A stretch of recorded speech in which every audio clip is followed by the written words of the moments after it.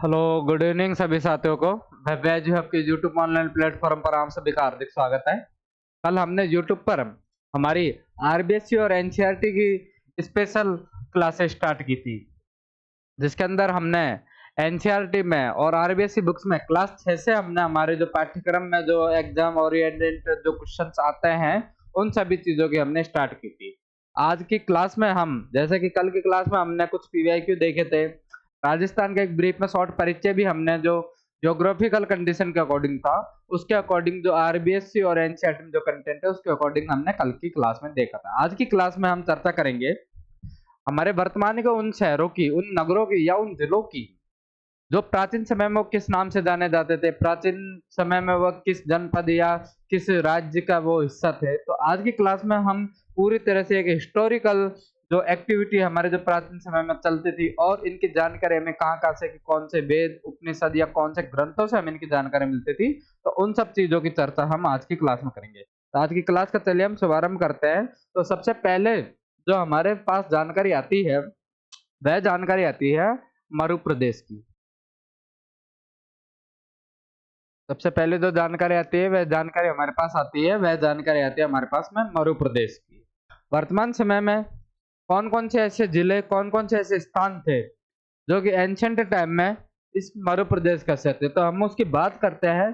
तो जो प्राचीन समय में जो हमारा मरु प्रदेश था उसका जो विस्तार था वह बीकानेर, नागौर, चूरू, श्रीगंगानगर, जैसलमेर और बाड़मेर में माना जाता था। और इस बात की जानकारी यानी कि मरु प्रदेश की जानकारी हमें कौन देता है, तो मरु प्रदेश की जानकारी हमें ऋग्वेद, चरक संहिता, रामायण और महाभारत हमें मरु प्रदेश की जानकारी देती है। और मरु प्रदेश को हमने क्या कहा है, मरु प्रदेश को हमने आर्यों का प्रारंभिक जनतंत्र भी हमने मरु प्रदेश को कहा है। कि मरु प्रदेश के बारे में ये कहा जाता है कि जो आर्य है जब वो भारत आए थे और जब उन्होंने अपना शासन प्रारंभ किया था तो उनका जो प्रारंभिक जनतंत्र था यानी कि जो उनका राजतंत्र एक तरह से बोलते हैं, तो वह कौन सा प्रदेश था, वह हमारा मरु प्रदेश, जो कि राजस्थान के बीकानेर, नागौर, चूरू, श्री गंगानगर, जैसलमेर और बाड़मेर हिस्सों में उस समय इसका विस्तार था। और इसकी जानकारी के लिए हमें कौन कौन से स्रोत है, जो हमारे वेद है, वेद में भी कौन, हमारे ऋग्वेद, चरक संहिता, रामायण, महाभारत आदि जैसे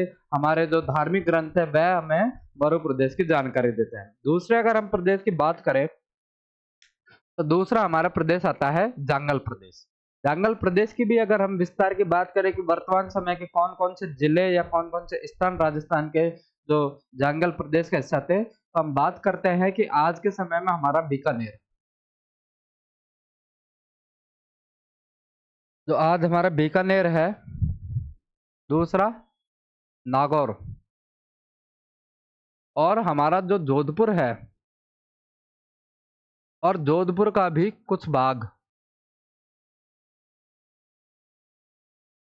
जोधपुर का भी कुछ भाग हमारे किसका हिस्सा था, वह हमारे जांगल प्रदेश का हिस्सा था। और इसकी जानकारी हमें कौन सा महाकाव्य देता है, तो ध्यान रखना है कि इसकी जानकारी हमें महाभारत में मिलती है।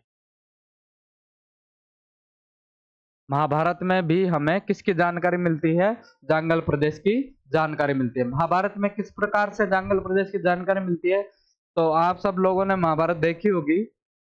जब भगवान श्री कृष्ण ने कंस का वध किया था, उसके बाद में जो कंस के ससुर थे उनका नाम था जरासंध, जो कि उस समय बहुत पराक्रमी राजा थे। जब भगवान श्री कृष्ण ने कंस का वध किया था तो भगवान श्री कृष्ण से बदला लेने के लिए जरासंध द्वारा मथुरा पर बार बार आक्रमण किए जा रहे थे। इससे हालांकि वो भगवान श्री कृष्ण को पराजित तो नहीं कर पा रहे थे, लेकिन इससे हो क्या रहा था, जो मथुरा की शासन व्यवस्था है, जो आम जनता का जो दिनचर्या है वो प्रभावित हो रही थी इन युद्धों के समय।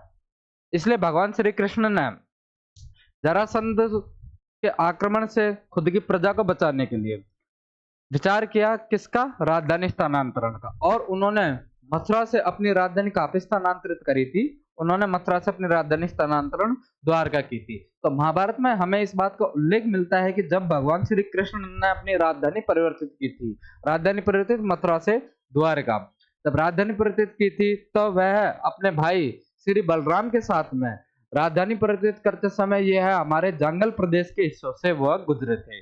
तो महाभारत में भी हमें जांगल प्रदेश की जानकारी मिलती है। और अगर हम जांगल प्रदेश की राजधानी की बात करें तो जांगल प्रदेश की राजधानी जो है वह कौन थी? वह अहिछत्रपुर थी, जो वर्तमान समय में जिसको हम नागौर के नाम से जानते हैं। नागौर का प्राचीन नाम क्या था? अहिछत्रपुर था, और यह जांगल प्रदेश की राजधानी थी। जांगल प्रदेश के विस्तार की हम बात करें तो बीकानेर, नागौर और जोधपुर का कुछ भाग जो जांगल प्रदेश में आता था। और अगर हम बात करें बीकानेर की, तो जैसा कि आपको पता है बीकानेर हमारे पश्चिमी राजस्थान का हिस्सा है। बीकानेर हमारे पश्चिमी राजस्थान का हिस्सा है। बीकानेर की स्थापना की अगर हम बात करें तो ये भी हमें ध्यान रखना है कि बीकानेर की स्थापना किसने की थी। तो हमें ध्यान रखना है कि बीकानेर की स्थापना जोधपुर के राजकुमार राव बीका जी ने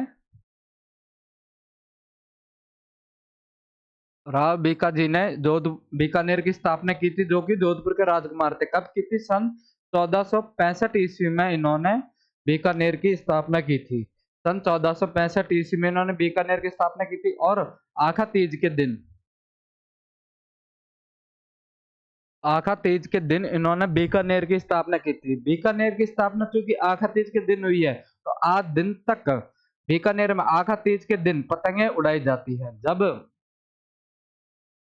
राव जोधा जी द्वारा अपने ज्येष्ठ पुत्र बीका जी को जोधपुर से बाहर निकाला गया था, तो बीका जी अपने चाचा कांदल जी के साथ में जब जोधपुर से बाहर निकले, तो उनके एक सहयोगी थे नापा जी के सुझाव पर राव बीका जी अपने चाचा के साथ में जांगल प्रदेश गए थे, और वहां पे इन्होंने किसके आशीर्वाद से, ये भी हमें ध्यान रखना है कि करणी माता, जो कि राव बीका जी की बुआ जी लगती थी, करणी माता के आशीर्वाद से इन्होंने इसकी स्थापना की। कौन से शहर की स्थापना की थी? बीकानेर की स्थापना की थी। क्योंकि इसकी स्थापना राव बीका जी ने की थी, इसलिए इस शहर को हम बीकानेर के नाम से जानते हैं। राजस्थानी भाषा में जो नेर है, नेर का मतलब राजस्थानी भाषा में शहर होता है। बीका ने स्थापना करी, इसलिए बीका किसकी स्थापना की? शहर की, इसलिए इसका नाम क्या पड़ा? इसलिए इसका नाम पड़ा बीकानेर। किसके आशीर्वाद से की थी? करणी माता जी के आशीर्वाद से इन्होंने बीकानेर की स्थापना की थी। कब की थी? सन 1465 में बीकानेर की स्थापना किसके दिन की थी? आखा तीज के दिन की थी। आखा तीज के दिन बीकानेर की स्थापना होती है, इसलिए आज दिन तक बीकानेर में पतंगे उड़ाई जाती है। और बीकानेर किसका भाग था?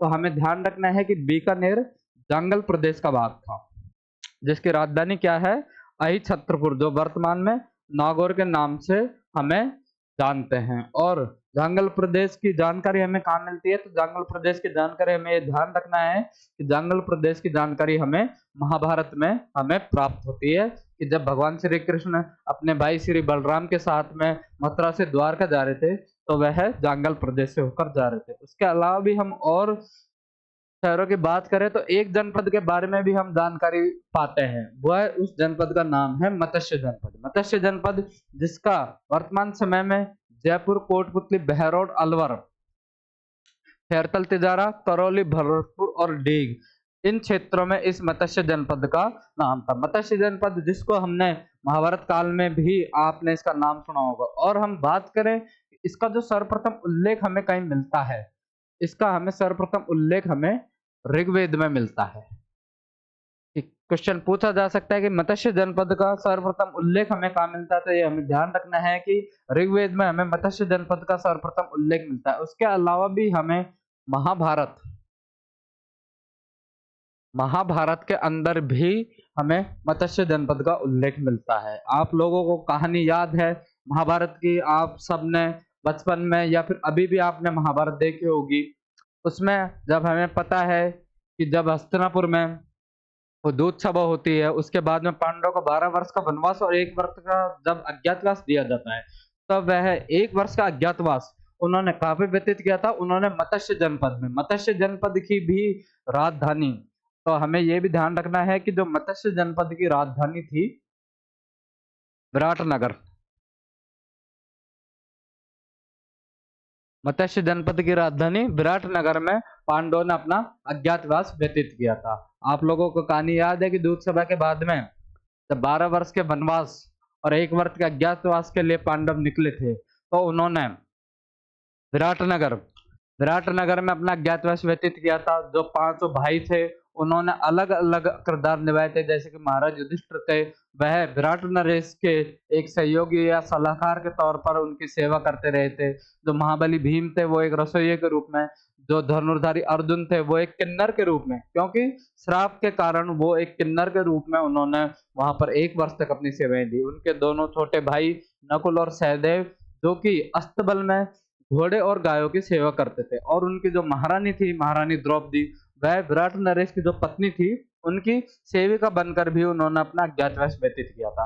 तो ये वही विराटनगर है जो कि हमारे राजस्थान का हिस्सा था, जहां पर पांडवों ने अपना अज्ञातवास व्यतीत किया था। और बाद में जब पांडवों का अज्ञातवास खत्म होता है, विराट नरेश को पता लगता है कि ये जो 5 जो मेरे कर्मचारी बनकर पिछले 1 वर्ष से दिन रात मेरी सेवा कर रहे हैं, यह कोई और नहीं बल्कि 5 पांडव हैं। तो उसके बाद में भगवान श्री कृष्ण के आदेश से विराट नरेश अपनी पुत्री का विवाह अर्जुन के पुत्र, जिसको आप भली भांति उस नाम से परिचित हो, वीर अभिमन्यु, जो महाभारत काल का एक ऐसे महान योद्धा थे जिनके बारे में कभी भी महाभारत का जिक्र हो तो उनका नाम हमेशा आता है। तो विराट नरेश ने अपनी पुत्री का विवाह किससे किया था? अपनी पुत्री उत्तरा का विवाह किससे किया था? अर्जुन के पुत्र अभिमन्यु के साथ में उनका विवाह किया था। और इसका उल्लेख हमें कहाँ पे देखने को मिलता है? इसका उल्लेख हमें महाभारत में देखने को मिलता है, जिसका वर्तमान समय में विस्तार जयपुर, कोटपुतली, बहरोड, अलवर, खेरतल, तिजारा, भरतपुर, डीग जैसे क्षेत्रों में इसका विस्तार देखने को मिलता है। दूसरा, इसका वर्णन एक चीनी यात्री युआन चांग जी थे, उन्होंने भी अपनी यात्रा के दौरान कौन से जनपद का उल्लेख किया है? उन्होंने मत्स्य जनपद का उन्होंने उल्लेख किया है। तो हमें ध्यान रखना है कि मत्स्य जनपद का उल्लेख सर्वप्रथम कहाँ पे? ऋग्वेद में। दूसरा, महाभारत में एक चीनी यात्री युआन चांग ने भी मत्स्य जनपद का उल्लेख किया है। इसके विस्तारित कौन कौन से जिलों में थे कि ये भी हमें ध्यान रखनी है। और इसकी राजधानी विराटनगर, विराटनगर की भी बात करें तो विराटनगर जयपुर व अलवर के जो बीच का क्षेत्र है, जयपुर व अलवर के बीच का क्षेत्र, इसको विराटनगर कहा जाता है। जयपुर अलवर के बीच के क्षेत्र को विराटनगर कहा जाता है। और पौराणिक ग्रंथ तो ये भी कहते हैं कि जो मत्स्य जनपद है, अगर उसका विस्तार की अगर हम बात करें तो इसका विस्तार कहाँ पे था? तो इसका विस्तार दक्षिण में चंबल नदी तक, चंबल नदी तक यह इसका दक्षिण में था। और नॉर्थ की अगर हम बात करें तो नॉर्थ में कहाँ पे है? तो पंजाब की जो सरस्वती नदी है, पंजाब की जो सरस्वती नदी है, वहां तक मत्स्य जनपद का विस्तार था। तो ये भी हमें ध्यान रखना है कि पौराणिक ग्रंथों में या पौराणिक स्रोत है उसके अनुसार मत्स्य जनपद का विस्तार कहाँ पे था? तो दक्षिण में चंबल तक, उत्तर में पंजाब की सरस्वती नदी तक इसका विस्तार था। राजधानी विराटनगर, जो कि जयपुर व अलवर के बीच के क्षेत्र को हम आज विराटनगर के नाम से जानते हैं, इसका विस्तार हमें जयपुर, कोटपुतली, बहरौड याद रखना है। और चीनी यात्री युआन चांग ने इसका वर्णन किया। इसके अलावा ऋग्वेद और महाभारत में भी हमें किसकी जानकारी मिलती है? हमें मत्स्य जनपद की जानकारी मिलती है। उसके अलावा हम बात करें सूरसेन जनपद की, तो सूरसेन जनपद में हमें ध्यान रखना है कि जो वर्तमान में हमारा भरतपुर, धौलपुर और करौली, मेनली ये क्षेत्र हमारा कौन से जनपद में था? हमारे सूरसेन जनपद में था। और इसकी राजधानी की अगर हम बात करें कि सूरसेन जनपद की राजधानी क्या थी, तो सूरसेन जनपद की राजधानी मथुरा। और इसकी यहाँ पे अगर हम वंश की बात करें कि यहाँ पे कौन से वंश का शासन था, तो यदुवंश। यह यदुवंश वही है जिसका संबंध भगवान श्री कृष्ण से था। और सूरसेन जनपद भगवान श्री कृष्ण का ही एक राज्य था। जो अभी मैं बात कर रहा था जांगला प्रदेश पढ़ाते वक्त, कि जब मथुरा से अपनी राजधानी ट्रांसफर कहाँ पे की थी? द्वारका। तो ये वही जनपद है, ये वही वंश है जिसका संबंध किससे था? भगवान श्री कृष्ण से इसका संबंध था। और सूरसेन जनपद की अगर हम बात करें, इसकी जानकारी हमें कौन देता है? तो ध्यान रखना है, बयाना प्रशस्ति, बयाना प्रशस्ति हमें इसकी जानकारी देती है, सूरसेन जनपद की हमें जानकारी देती है। और महाभारत के अनुसार यहाँ पे कौन से वंश का शासन था? तो ये भी ध्यान रखना है कि यदुवंश का शासन था। किसके अनुसार? महाभारत, महाभारत के अनुसार सूरसेन जनपद में कौन से वंश का शासन था? तो यहाँ पर यदुवंश का शासन था।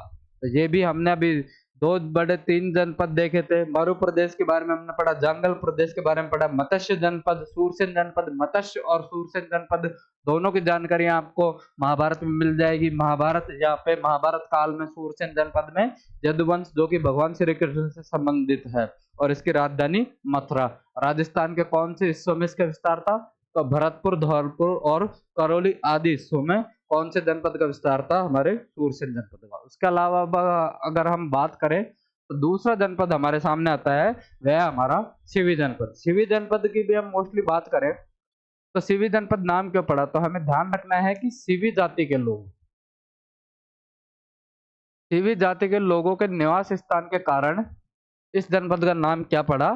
सिवी जनपद पड़ा। जब सिकंदर ने भारत पर आक्रमण किया, तो सिकंदर ने जब भारत पर आक्रमण किया, पंजाब की साइड से आक्रमण किया।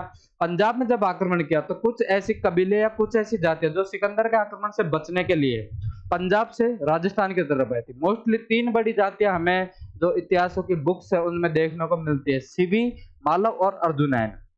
इन तीन जातियों, उनमें से भी एक जाति थी जो कि सिकंदर के आक्रमण के समय राजस्थान आती है, वह एक जाति थी सिवी जाति। जिस जगह ये आती है या जिस क्षेत्र में रहती है उस क्षेत्र का नाम बाद में क्या पड़ा है? सिवी जनपद पड़ा है। और अगर हम बात करें कि वह राजस्थान के कौन कौन से क्षेत्र में थी, तो वर्तमान में जो हमारा उदयपुर है, जो हमारा चित्तौड़गढ़ है,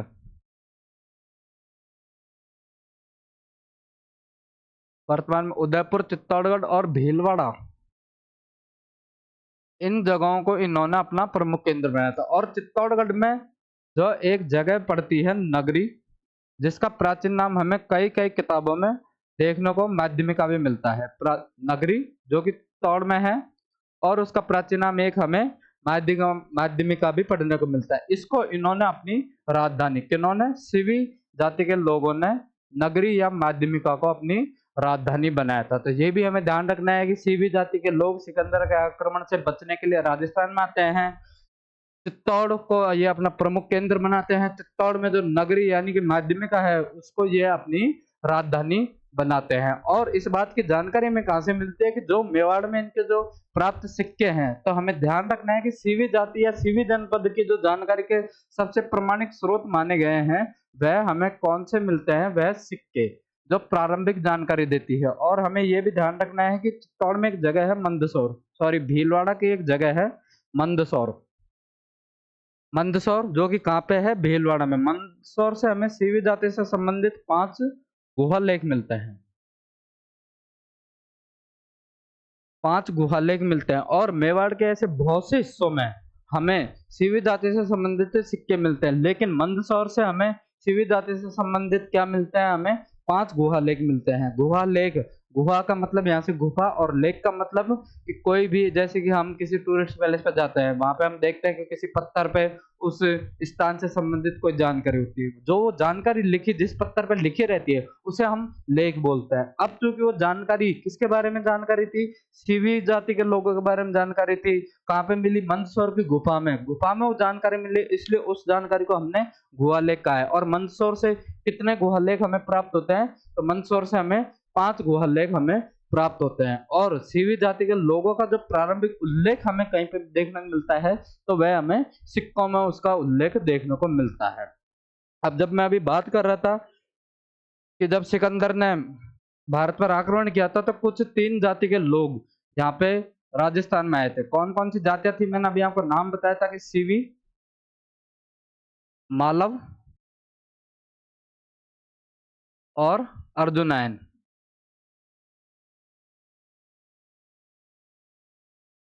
यह प्रमुखतः यह 3 जाति थी जो कि सिकंदर के आक्रमण के समय में राजस्थान की तरफ आई थी, और इन्होंने राजस्थान में अलग अलग स्थानों पर अपना केंद्र बनाया था। अभी हमने बात की थी जो सेवी जाति के लोग हैं, इन्होंने चित्तौड़ में जो नगरी माध्यमिका, नगरी जिसको हम माध्यमिका भी बोलते हैं, इसको अपना प्रमुख केंद्र बनाया था।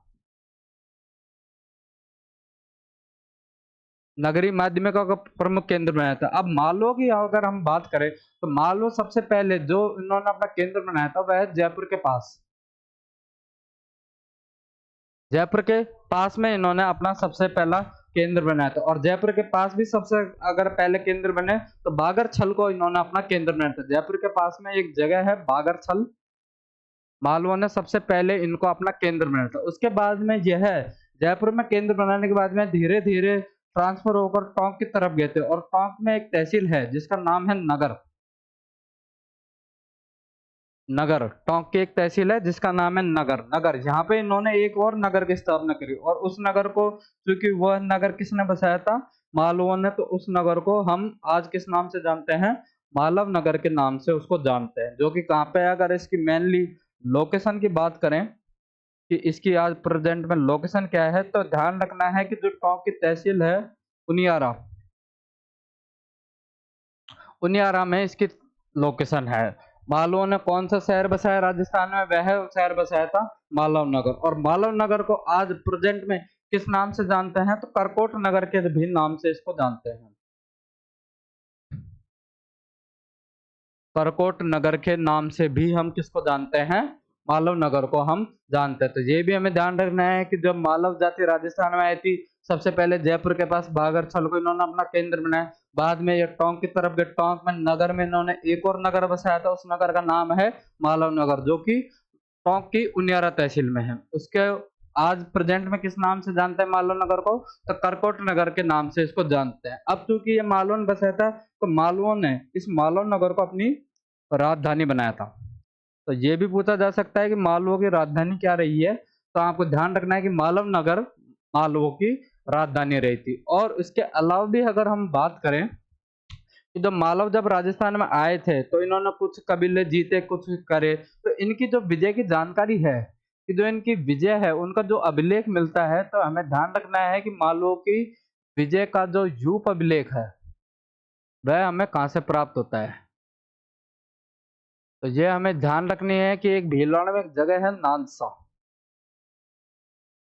नानसा भीलवाड़ा से हमें मालवों की विजय का यूप अभिलेख प्राप्त होता है। तो ये जानकारी भी हमें ध्यान रखनी है, किसके बारे में, हमें मालव जनजाति के बारे में जानकारी रखनी है। दूसरी हमारे पास में जो तीसरी जनजाति आई थी, वह जनजाति थी अर्जुनैन, जो कि सिकंदर के आक्रमण के समय में राजस्थान में आई थी। इन्होंने कहाँ पे केंद्र बनाया था, तो इन्होंने ध्यान रखना है कि भरतपुर व अलवर को अपना प्रमुख केंद्र बनाया था। तो आपको ये तीन जाति जिनके बारे में आपको ध्यान रखना है कि सिकंदर के आक्रमण के समय राजस्थान आई थी, कौन सी है, सिवी, मालव और अर्जुनैन। सिवी जो नगरी माध्यमिका जो कहाँ पे है, वो है अपने चित्तौड़ में।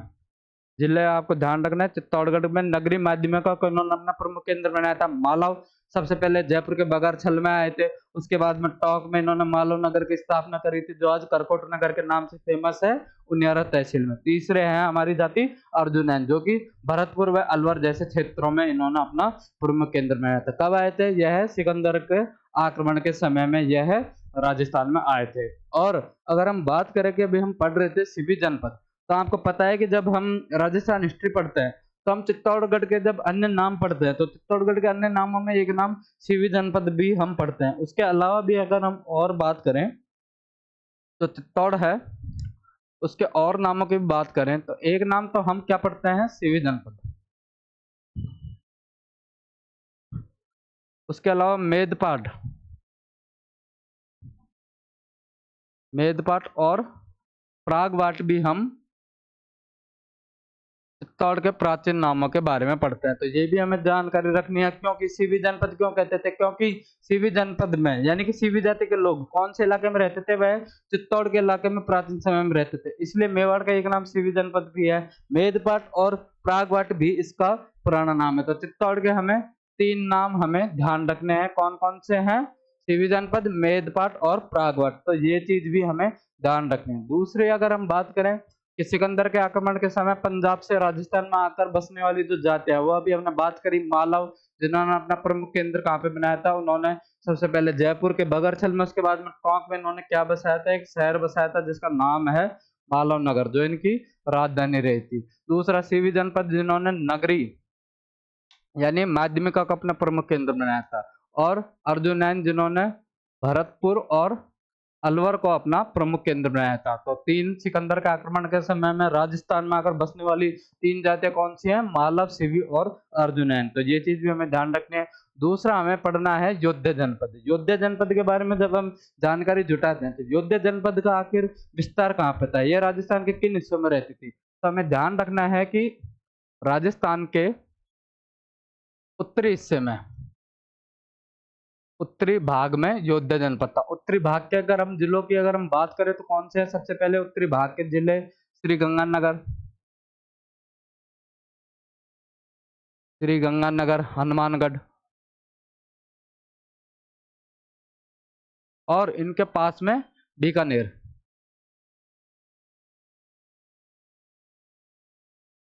इन इलाकों में योद्धा जाति का प्रभाव था और इन्हें बलशाली गणतंत्री कबीले भी कहते थे। इनका एक दूसरा नाम और था, बलशाली गणतंत्रीय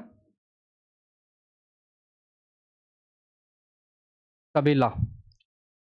और इन्होंने राजस्थान में इनकी प्रमुख उपलब्धि क्या थी, तो इन्होंने राजस्थान में इनकी प्रमुख उपलब्धि थी कि कुषाण जो थे, कुषाणों का प्रभाव इन्होंने समाप्त किया था। तो योद्धा जनपद के बारे में जो कुछ जानकारी हमें मिलती है वो ये है कि योद्धा जनपद राजस्थान के उत्तरी भाग में श्री गंगानगर, हनुमानगढ़, बीकानेर जिलों में था। बलशाली गणतंत्र इन्हें कबीला कहा जाता था और इन्होंने राजस्थान में कुषाणों का प्रभाव यानी कि कुषाण शक्ति को नष्ट किया था। उसके बाद में जब इन सब के बाद में यह गुप्त साम्राज्य में जो गुप्तों का राज आया था तो योद्धा जनपद किसमें सम्मिलित हो गया था, तो गुप्त साम्राज्य में यह सम्मिलित हो गया था। गुप्त साम्राज्य में सम्मिलित होने के बाद में शक्ति इनके पास में बची नहीं, यह गुप्तों के अधीन होकर शासन करते रह गए, तो धीरे धीरे इनका प्रभाव नष्ट हो गया था। अब धीरे धीरे इनका जब प्रभाव नष्ट हुआ यानी कि जब योद्धा जनपद समाप्त हुआ तो योद्धा जनपद की जो समाप्ति की जानकारी है वह हमें कहाँ मिलती है, तो वह भी हमें ध्यान रखना है कि बृहद संहिता, बृहद संहिता में हमें योद्धों के किसकी जानकारी मिलती है, योद्धों के पतन की जानकारी मिलती है। तो योद्धा जनपद के बारे में दो तीन बड़ी बातें याद रखनी है कि यह राजस्थान के उत्तरी भाग जिनके जिलों की बात करें श्री गंगानगर, हनुमानगढ़, बीकानेर जिलों में था। बलशाली गणतंत्र कबीला कहा जाता था। कुषाणों का प्रभाव इन्होंने राजस्थान से समाप्त किया था। बाद में यह गुप्त साम्राज्य में सम्मिलित हो गए थे, जिसकी जानकारी यानी कि योद्धों के पतन की जानकारी हमें कहाँ से मिलती है, वह बृहद संहिता से मिलती है। अब चूंकि यह जनपदों का काल था राजस्थान में या पूरे भारत में, जब हम बौद्ध धर्म या बौद्ध ग्रंथों के बारे में पढ़ते हैं तो बौद्ध ग्रंथों में भारत को 16 बड़े महाजनपदों में विभाजित पाया गया है। उन 16 महाजनपदों में भी अगर हम बात करें तो राजस्थान में मोस्टली 2 बड़े जनपद थे। एक मत्स्य जनपद जिसके बारे में अभी हमने पढ़ा, दूसरा सूरसेन जनपद जिसके बारे में भी हमने पढ़ा कि राजस्थान के भी कुछ हिस्से इन 16 बड़े महाजनपदों के हिस्सा थे। बाकी योद्धा जनपद, सीवी जनपद जैसे वह इलाके जो कि किसी जाति विशेष के कारण यह बाद में जनपद कहलाए थे। लेकिन 5वीं सदी आते आते इन जनपदों का प्रभाव भारत से समाप्त होता गया। आखिर ऐसा क्या हुआ कि 5वीं सदी में जनपदों का प्रभाव समाप्त हुआ था, तो आपको ध्यान रखना है कि जब 5वीं सदी थी, 5वीं सदी में भारत पर एक आक्रमण होता है और वह आक्रमण किसके द्वारा किया जाता है, हूणों के द्वारा।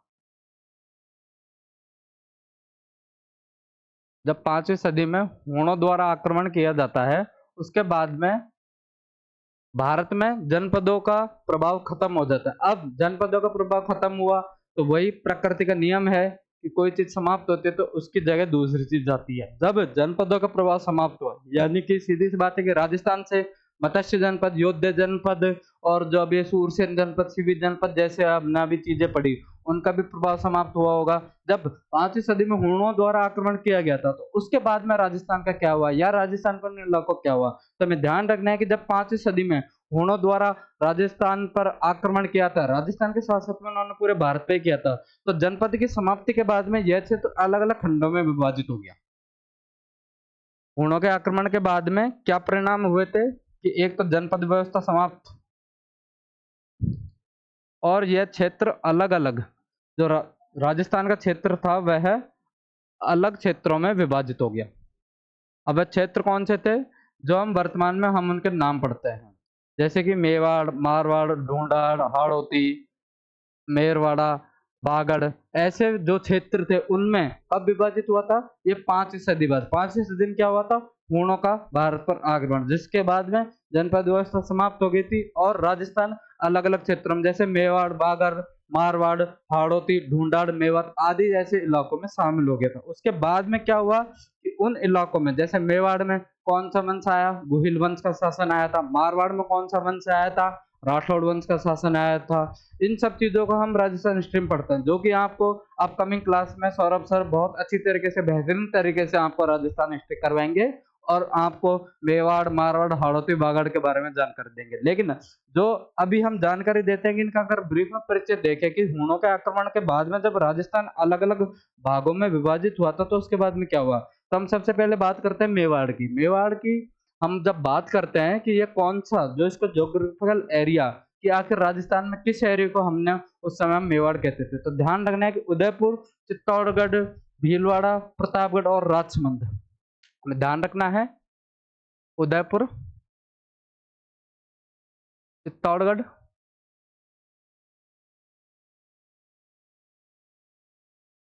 भीलवाड़ा, राजसमंद और प्रतापगढ़। और अभी चूंकि नए जिले बने हैं, नए जिले, एक नया जिला बना है वह है सलमपुर, तो हम इसको भी ऐड कर सकते हैं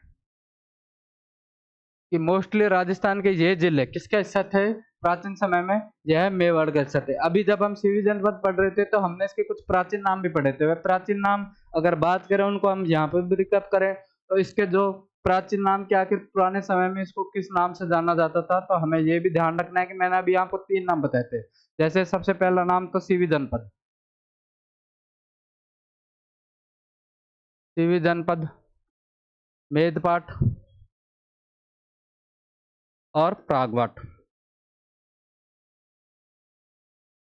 मेदपाट और प्रागवट ये इसके नाम थे, मेवाड़ के ये प्राचीन नाम थे। और अगर हम बात करें कि हालांकि मेवाड़ को सौरभ सर द्वारा आपको हिस्ट्री में बहुत अच्छे तरीके से एक्सप्लेन किया जाएगा, लेकिन हम छोटी सी बात करें, अब तक कुल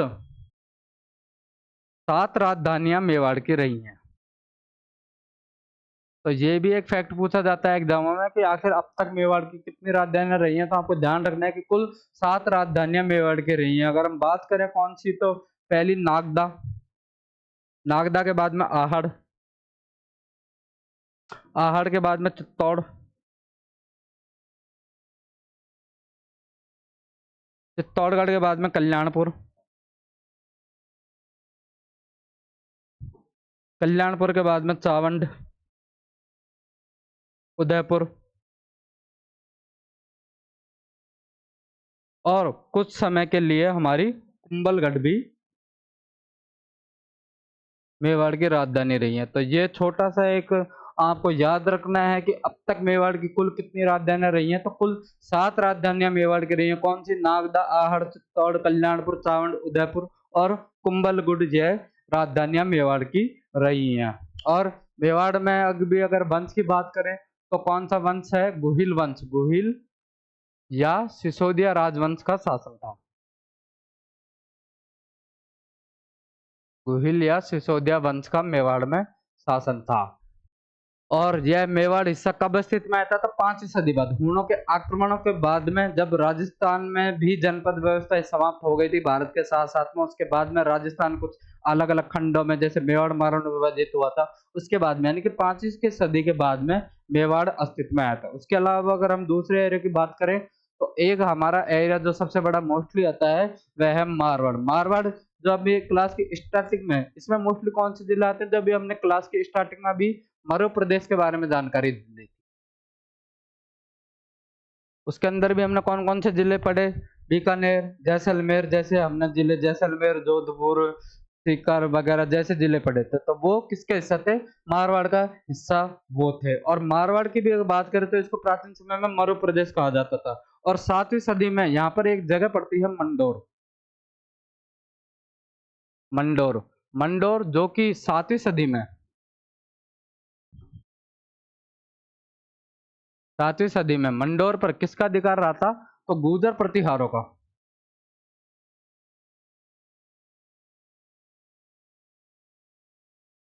गुर्जर प्रतिहारों का मंडोर पर अधिकार रहा था। मंडोर जो कि मारवाड़ का एक हिस्सा है। और अगर हम बात करें कि बाद में यहाँ पे कौन सा वंश आता है, तो राठौड़ राजवंश द्वारा यहाँ पे शासन किया गया था। राठौड़ वंश द्वारा यहाँ पे शासन किया था। मारवाड़ की राजस्थान हिस्ट्री में भी आप इसको अच्छे से डिटेल्स पढ़ेंगे, लेकिन अभी हमें लोकेशन की बात करनी है कि राजस्थान के किस हिस्से में हमारा ये मारवाड़ प्रदेश आता है। तो ध्यान रखना है कि मोस्टली इस हिस्से में जो ये हिस्सा है, जो मध्य प्रदेश का हिस्सा है, ये मोस्टली हिस्सा कौन सा है, ये हमारे मारवाड़ रीजन का हिस्सा है।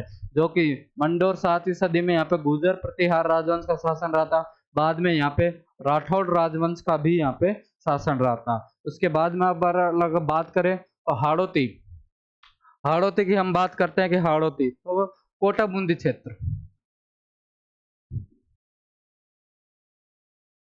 कोटा बूंदी का क्षेत्र, जिसको हम आज वर्तमान नाम में किस नाम से जानते हैं, हाड़ौती में। और अगर हम इसमें भी अगर हम बूंदी की बात करें तो बूंदी, कोटा बूंदी क्षेत्र पर पहले मीणा जनजाति का शासन था।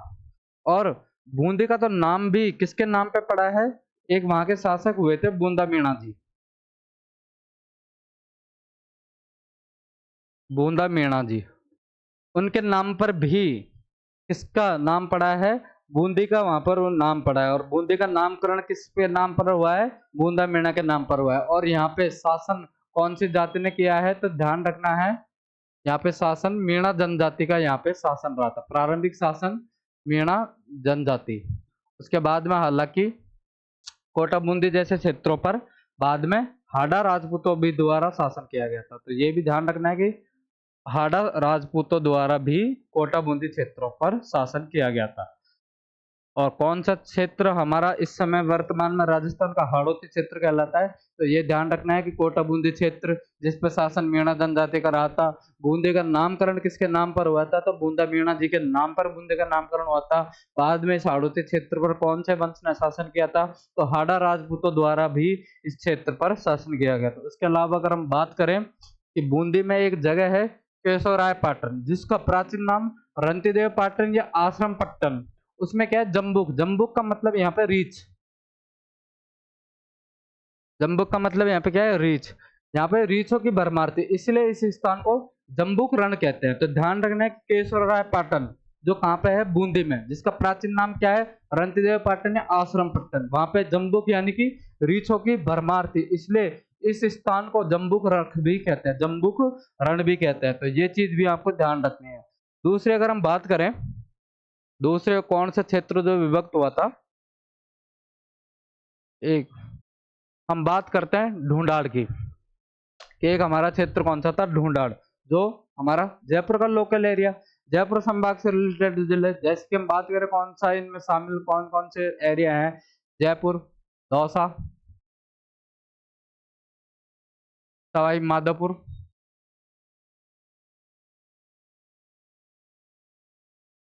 और अलवर।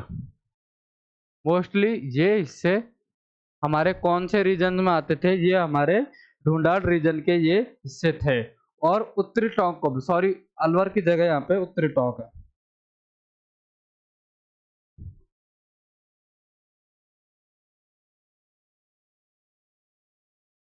ये हिस्से हमारे कौन से क्षेत्र में आते थे, ये हिस्से हमारे ढूंढाड़ क्षेत्र में आते थे। और प्रारंभिक तौर पर भी यहाँ पर अगर शासन की बात करें तो प्रारंभिक तौर पर भी यहाँ पर दो बड़ी जनजातियों में, पहला मीणा और दूसरा बड़गुजरो।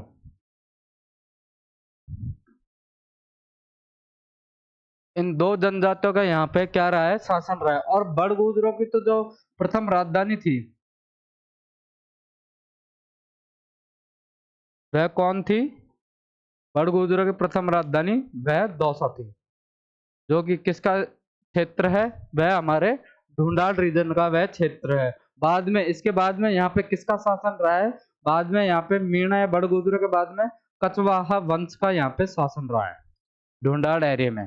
बाद में यहाँ पे कछवाहा वंश का शासन रहा है। और अगर इनकी राजधानी की बात करें तो पहले इनकी राजधानी थी आमेर, जो कि कब तक रही है, 1727 ईस्वी तक कछवार राजवंश की राजधानी क्या रही है? आमेर। उसके बाद में 1727 ईस्वी तक तो आमेर रही है। 1727 ईस्वी के बाद में आपको ध्यान है कि 1727 ईस्वी में जयपुर की स्थापना होती है। तो 1727 ईस्वी के बाद में कछवार राजवंश यानी कि ढूंढाड़ों की राजधानी क्या थी? वह थी जयपुर। तो ये भी हमें ध्यान रखना है कि ढूंढाड़, जयपुर, दौसा, सवाई माधोपुर उत्तरी टोंक का हिस्सा है, जहाँ पे प्रारंभिक शासन मीणों और बड़गुजरों का रहा है। बाद में यहाँ पे कछवा वंश ने शासन किया है। बड़गुजरों की प्रथम राजधानी जो कौन थी? वह दौसा थी। कछवा राजवंश की राजधानी आमेर कब तक रही है? 1727 ईस्वी तक। उसके बाद में राजधानी क्या रही है? राजधानी रही है जयपुर। तो ये भी चीज हमें ध्यान रखनी है। उसके अलावा हम बात करें आगे, तो एक क्षेत्र आता है हमारा मेवात। मेवात क्षेत्र की अगर हम बात करें तो आज का अलवर और भरतपुर। मेवात क्षेत्र का नाम क्यों पड़ा? जैसे सीवी जनपद के बारे में हमने पढ़ा था कि सीवी जाति के लोगों में, तो यहाँ पे मेव जाति के लोगों के कारण इस क्षेत्र का नाम क्या पड़ा? मेवाड़। और ये कौन सा हिस्सा है? तो हमें ध्यान रखना है कि अलवर और भरतपुर, इस हिस्से को हम क्या बोलते हैं? मेवात बोलते हैं। और अगर हम हिस्ट्रिकल बात करें कि इनका जो फेमस नायक है वो है, आपने नाम सुना होगा हिस्ट्री में, हसन खां मेवाती। हसन खां मेवाती जिन्होंने मेवाड़ के वीर राजा महाराणा सांगा के साथ में किसमें भाग लिया था? खानवा युद्ध में।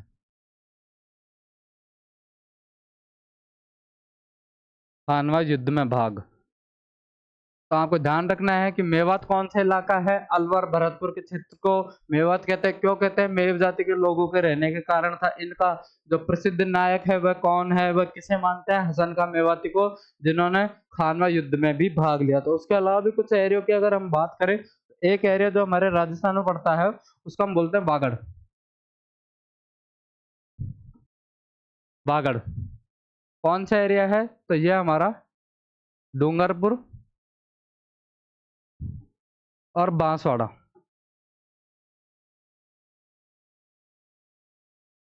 इस एरिया को हम किस नाम से जानते हैं? इस एरिया को हम वागड़ के नाम से जानते हैं। दूसरा एक एरिया को भी हम पढ़ते हैं, उसका हम नाम देते हैं कांठल। कांठल हम किसको बोलते हैं? तो सिर्फ एक जिला इसके अंदर आता है, कांठल है। यानी कि हमारा जो प्रतापगढ़ है उसको हम किस नाम से जानते हैं? उसको हम कांठल के भी नाम से हम जानते हैं। उसके अलावा भी हम और एरियो की बात करें तो एक एरिया आता है हमारा शेखावाटी। शेखावाटी यानी कि कौन सी? वही तीन जिले, कौन से? सीकर, चूरू और झुंझुनू। इन तीन जिलों को संयुक्त रूप से क्या कहा जाता है? इनको शेखावाटी कहा जाता है, जो कि हमारे कृषि संपदा से परिपूर्ण जिले हैं। कि शेखावाटी में सबसे अधिक खेती, सबसे ज्यादा उपज होती है। और हम बात करें शेखावाटी इलाके की, तो शेखावाटी में सबसे ज्यादा जो क्रेज है, जो युवा में क्रेज है, या वहाँ के गांव की अगर बात करें, तो शेखावाटी के इन तीन जिलों में शायद ही ऐसा कोई गांव होगा जिसके अंदर शहीदों की प्रतिमाएं ना लगी, क्योंकि पूरा गांव ही सेना में है। ये राजस्थान का वो वीर गांव, वो वीर इलाका है जिसके आज भी पूरे भारत की तन मन धन से इनकी रक्षा करता है। दूसरे इलाकों की अगर हम बात करें तो जैसे कि अभी हमने बोला कांठल, जो कि प्रतापगढ़ के बारे में भी हम बोलते हैं कि प्रतापगढ़ को हम कांठल बोलते हैं। दूसरा इलाका हमारा पड़ता है मालवा। मालवा किसको बोलते हैं? तो ध्यान रखना है कि झालावाड़। झालावाड़ को हमने मालवा बोलते हैं। अभी हम थोड़ी देर पहले किसके बारे में भी पढ़े थे? हमने मालवा भी पढ़ा था, जो सिमिलर से नेम है। और मेवात के बारे में भी हमने पढ़ा था। मालव एक तरह से जाति है जो कहाँ पे रही थी? नगर टोंक के अंदर ये रहे थे। और इन्होंने वहां पे किसकी स्थापना की थी? मालव नगर, जो कि इनकी बाद में क्या रही थी? राजधानी भी रही थी। और मेवातियों की बात करें तो मेव जाति के लोग कौन से इलाके में रहे थे? तो यह भरतपुर और अलवर इलाकों में रहे थे। दूसरी हम बात करें मेरवाड़ा। मेरवाड़ा जब आप राजस्थान का एकीकरण पढ़ते हो तो अजमेर, अजमेर प्लस ब्यावर, इनको संयुक्त रूप से क्या कहा जाता है? इनको संयुक्त रूप से मेरवाड़ा कहा जाता है। दूसरा है सपाद लक्ष्य या सवा लाख। सपाद लक्ष्य या सवा लाख, तो ये किसे कहा जाता है? तो यह जोधपुर प्लस बीकानेर के कुछ भाग को क्या कहते थे प्राचीन समय में? सपाद लक्ष्य या सवा लाख इन्हें कहते थे। दूसरा है गलता जी। गलता जी जो कि जयपुर में पड़ता है, जिसको हम निकनेम की अगर बात करें तो इसको हम जयपुर का बनारस, जयपुर का बनारस या मंकी वैली यानी कि बंदरों की घाटी, क्योंकि गलता जी में सर्वाधिक बंदर पाए जाते हैं, इसलिए भी इसको क्या बोलते हैं हम? मंकी वैली भी इसको बोलते हैं और जयपुर का बनारस भी बोलते हैं। इसके अलावा भी अगर इसके हम दूसरे नाम की बात करें तो उत्तराद्री भी इसको हम बोलते हैं। उत्तर तोताद्री भी हम इसको बोलते हैं। अगर इसके प्राचीन नाम की बात करें, उत्तर तोताद्री भी हम गलता जी को बोलते हैं। तो गलता जी के बारे में हमें जानकारी रखनी है कि इसको जयपुर का बनारस कहा जाता है, मंकी वैली कहा जाती है, और इसका प्राचीन नाम की हम बात करें तो उत्तर तोताद्री भी हम इसको बोलते हैं। कि ये हमारे वो प्राचीन नाम है, ये हमारे आज के आधुनिक नाम है। इन आधुनिक नाम जिसको हम प्रतापगढ़, झालावाड़, अजमेर बोलते हैं, ये प्राचीन समय में किस नाम से जाने जाते थे? तो कांठल को, प्रतापगढ़ को पहले क्या बोलते थे? कांठल। झालावाड़ को मालवा। मेरवाड़ा किसे कहते थे? अजमेर और ब्यावर के क्षेत्र को। सपाद लक्ष्य सवा लाख, जोधपुर और बीकानेर के कुछ भाग को क्या कहा जाता था? सपाद लक्ष्य सवा लाख। गलता जी जो कि जयपुर में है, जिसे हम जयपुर का बनारस या मंकी वैली भी बोलते हैं, और प्राचीन समय में इसका नाम क्या था? उत्तर तोताद्री इसका नाम था। दूसरा नाम है सारणवाही। सारणवाही जो हम सिरोही को बोलते हैं, सिरोही का एंशंट नेम है, वो क्या नाम है? वो है सारणबाई। उसके अलावा भी हम बात करें कि यह हमारे जो वह नाम है जो एनसीईआरटी के अकॉर्डिंग जो नाम थे वो सब मैंने आपको क्लास में कवर करवाए हैं। इसके अलावा इनसे रिलेटेड जो भी क्वेश्चन पूछे गए हैं तो एक बार उनको भी देखते हैं। तो एक क्वेश्चन ये है कि प्राचीन काल में राजस्थान का वह स्थान जो जम्बूक रण कहलाता था। मैं अभी अब जब आपको बूंदी के बारे में पढ़ा रहा था तो आपको पता था कि बूंदी में एक जगह है, वह कौन सी है? केशवराय पाटन, जहाँ पे पहले रीछों की भरमार थी, इसलिए इसको जम्बूकरण कहते थे। तो इसका सही ऑप्शन रहेगा ए, केशवराय पाटन। ये कहाँ पे है? यह बूंदी में है। उसके अलावा भी हम इनको बात करें दूसरे क्वेश्चंस की, तो शरणवाही नगर किस नगर का ऐतिहासिक नाम है? तो मैंने अभी आपको बताया था कि सिरोही का जो ऐतिहासिक नाम है वह क्या है? शरणवाही सिरोही का ऐतिहासिक नाम है। प्राचीन काल में बीकानेर को किस नाम से जाना जाता था? बीकानेर को किस नाम से जाना जाता था? तो जांगल, जांगल प्रदेश, जिसकी स्थापना, बीकानेर की स्थापना किसने की थी? मैंने अभी आपको बताया था, राव बीका जी ने की थी। और कब की थी? सन 1465 ईस्वी में। कब थी? किसके दिन की थी?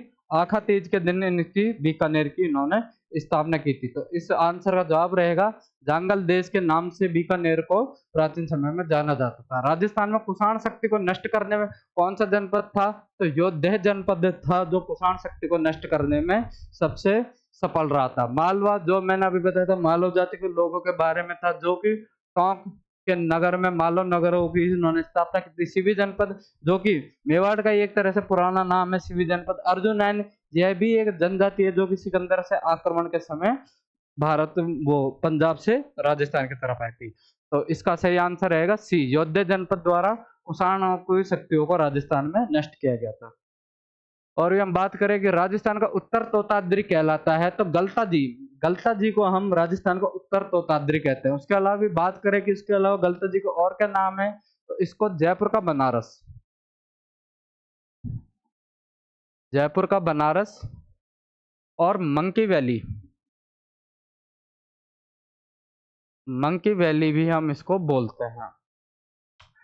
सिवी जनपद का उल्लेख का सर्वप्रथम स्रोत क्या है? मैंने जब आपको सिवी जनपद बता रहा था तो मैंने बताया था कि सिक्के, सिक्के सबसे प्रमाणिक और सर्वप्रथम उल्लेख सिवी जनपद के बारे में कोई है तो वह है सिक्के। तो इसका जवाब रहेगा ऑप्शन नंबर ए, सिक्के। सूरसेन जनपद में सम्मिलित भूभाग है। सूरसेन जनपद में मैंने आपको बताया था कि भरतपुर, करौली और धौलपुर, करौली और धौलपुर जैसे हिस्से जो सूरसेन जनपद के भाग थे। अगर हम इसकी बात करें राजधानी की, अगर बात करें कि सूरसेन जनपद की राजधानी क्या थी, तो राजधानी मैंने आपको बताई थी मथुरा। और महाभारत के अनुसार यहाँ पे कौन से वंश का शासन था? तो यहाँ पे यदुवंश का शासन था। ये आपको मैंने सूरसेन जनपद के बारे में बताया था। तो सम्मिलित भूभाग है भरतपुर, धौलपुर और करौली सूरसेन जनपद के भूभाग है। दूसरा मैंने बताया था प्राचीन भारत में विराटनगर किस जनपद की राजधानी थी? मत्स्य जनपद की राजधानी थी, जिसका उल्लेख हमें कहाँ मिलता है? जिसका उल्लेख हमें महाभारत में देखने को मिलता है। विराटनगर या मत्स्य जनपद की जानकारी हमें कहाँ से मिलती है? महाभारत में देखने को मिलता है। और सर्वप्रथम उल्लेख हमें कहाँ मिलता है? तो ये भी ध्यान रखना है कि ऋग्वेद में हमें मत्स्य जनपद के बारे में हमें सर्वप्रथम उल्लेख मिलता है। ये क्वेश्चन जेईएन 2020 की एग्जाम का है। अगला क्वेश्चन है मत्स्य जनपद की राजधानी थी। यह अभी आपने पढ़ा था बैराट। आपको ध्यान रखना है कि जो विराटनगर है, ये मैं आपको थोड़ी जानकारी देना भूल गया था कि जो विराटनगर है उसको प्रेजेंट समय में किस नाम से जानते हैं? तो उसको प्रेजेंट समय में बैराट के नाम से भी जानते हैं। तो बैराट विराटनगर का नाम है। और ये क्वेश्चन भी पूछा गया था। कब पूछा गया था? राजस्थान पुलिस कांस्टेबल 2022 और रीट 2018 में कि मत्स्य जनपद की राजधानी थी। यहाँ पे विराटनगर की जगह बैराट नाम दिया गया है, तो आपको घबराना नहीं है, क्योंकि विराटनगर का नाम ही क्या है? बैराट है। तो इसका answer option number B, Bairat Matsya जनपद की राजधानी थी। अगला क्वेश्चन देखें, निम्न में से कौन सा जनपद राजस्थान में स्थित था? तो हमने देखा अंग जनपद, जिसके बारे में अभी हमने नहीं पढ़ा। मत्स्य जनपद हमने भी पढ़ा, तो यानी कि मत्स्य जनपद राजस्थान में था। अवंती वह राजस्थान का हिस्सा नहीं था। चेदी यह भी राजस्थान का हिस्सा नहीं था। तो कौन सा जनपद राजस्थान में था? तो मत्स्य जनपद राजस्थान का हिस्सा था। मैंने अभी आपको बताया था कि जो 16 जनपद थे, पूरे भारत के जो 16 जनपद थे, राजस्थान में कौन कौन से थे? तो मत्स्य जनपद और सूरसेन जनपद। मोस्टली ये दो जनपद, इन 16 जनपदों में से ये दो जनपद ही राजस्थान में थे। तो आपको ध्यान रखना है, अगली बार एग्जाम में क्वेश्चन मत्स्य जनपद की हटाकर ऑप्शन एग्जामिनर सूरसेन जनपद भी दे सकता है। तो ये भी आपको ध्यान रखना है कि सिर्फ मात्र दो जनपद राजस्थान में थे। कौन कौन से थे? मत्स्य जनपद और सूरसेन जनपद। तो यह आज की क्लास थी जो कि हमने पढ़ी थी। और अगला क्वेश्चन है कि मत्स्य जनपद का सर्वप्रथम उल्लेख कहाँ मिलता है? तो ध्यान रखना है कि ऋग्वेद में मत्स्य जनपद का उल्लेख मिलता है, महाभारत में भी इसका उल्लेख मिलता है। लेकिन यहाँ पे क्वेश्चन क्या पूछा गया है? सर्वप्रथम उल्लेख कहाँ मिलता है? तो ध्यान रखना है कि सर्वप्रथम उल्लेख ऋग्वेद में मत्स्य जनपद का सर्वप्रथम उल्लेख मिलता है, जो एग्रीकल्चर ऑफिस की एग्जाम में यह क्वेश्चन पूछा गया था। तो आज की क्लास में हमने राजस्थान के तमाम शहरों के प्राचीन नाम पढ़े, उनसे रिलेटेड क्वेश्चंस आपने देख ही रखे होंगे कि जो एग्जामों में ये 2022 की एग्जाम में क्वेश्चन आया था। अभी मैंने आपको रीट के भी क्वेश्चन से दिखाए थे। तो ये क्वेश्चन इन एग्जामों से आजकल आरपीसी आरएसएस भी कोई भी एग्जाम लेती है, तो वहां से बहुत आ रहे हैं। तो मैं उम्मीद करता हूँ कि ये क्लास आपको पसंद आई होगी। आप लोग इसे अच्छे से याद कीजिएगा। इस पूरी क्लास का जो पीडीएफ लिंक है वो आपको हमारे टेलीग्राम चैनल पे मिल जाएगा। आप सभी का हमसे जुड़ने के लिए धन्यवाद। मिलते हैं कल की क्लास में।